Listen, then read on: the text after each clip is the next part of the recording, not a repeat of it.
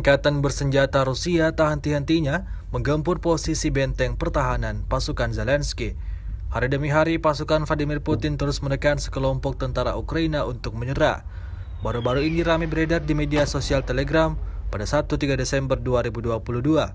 Dalam rekaman tersebut memperlihatkan detik-detik kedatangan rudal pada posisi militer Ukraina. Tampak ledakan dahsyat porak-porandakan kawasan tersebut.